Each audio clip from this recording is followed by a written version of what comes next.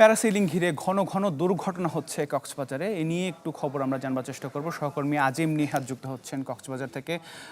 নিহাদ, আমরা প্রায়ই দেখছি যে দুর্ঘটনা হচ্ছে এবং কক্সবাজারে যত্রতত্র আসলে এই ধরনের প্যারাসেলিংয়ের ব্যবস্থা রয়েছে, সেটি আসলে প্রশাসনের পক্ষ থেকে তদারকি করা হচ্ছে কিনা, আর যারা এই কাজের সাথে যুক্ত তাদের ট্রেনিংয়ের কোনো তারা কি ট্রেনিং নিয়ে আসলে এই সার্ভিসগুলো দিচ্ছে কিনা, পর্যটকের নিরাপত্তাটা নিয়ে আসলে কেউ কাজ করছে কিনা সেখানে?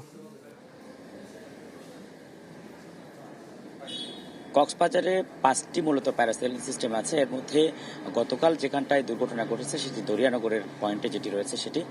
আপনি যেটা বলছেন যে নিরাপত্তা ব্যবস্থা, আসলে কক্সবাজারে যেই প্যারাসেলিং সিস্টেমগুলো রয়েছে যেখানে প্যারাসেলিং করার জন্য লোকজন যায়, সেখানে আসলে তাদের যে পর্যাপ্ত নিরাপত্তা ব্যবস্থা সেটি তাদের ধারণার মধ্যে আছে কিনা সেটি এখন বড় প্রশ্ন। কারণ প্যারাসেলিংয়ে ওঠার সময় অনেকে হার্ট অ্যাটাকের ঝুঁকি থাকে, নানা ধরনের সমস্যা তৈরি হয়, অনেকের মানসিক সমস্যা তৈরি হতে পারে।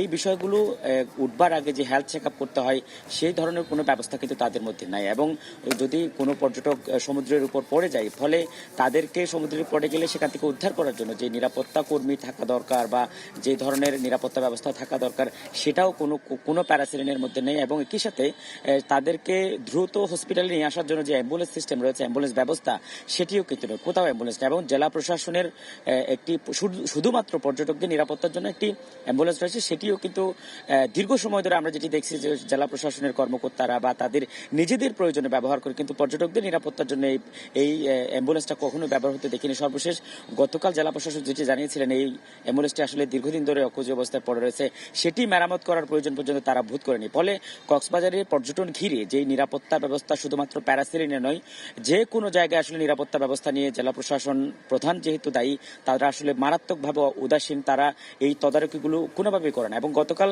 যে ফরিদ নামে যার মালিকানাধীন প্রতিষ্ঠানে এই ঘটনাটি ঘটেছে, আমরা জেলা প্রশাসককে প্রশ্ন করেছিলাম, তিনি যে উত্তরটি দিয়েছেন সেটি হচ্ছে এই প্যারাসেলিং তারা বন্ধ করে রেখেছিলেন, সেটার কোনো অনুমতি তারা দেয়নি।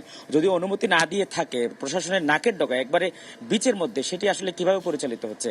এবং দিনের পর দিন এটা সহ অন্তত 12বারের মতো দুর্ঘটনা ঘটেছে। সর্বশেষবারে একজন পর্যটক প্রাণ হারিয়েছে, যেখানে নিরাপত্তা ব্যবস্থা না থাকার কারণে তাকে আসলে বাঁচানো যায়নি।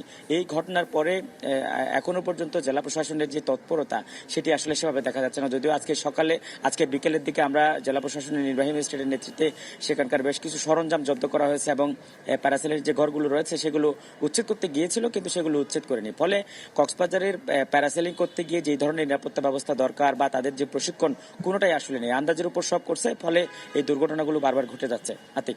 জি নিহাদ, অনেক ধন্যবাদ যুক্ত হবার জন্য। আজিম নিহাদ যুক্ত হয়েছিলেন কক্সবাজার থেকে।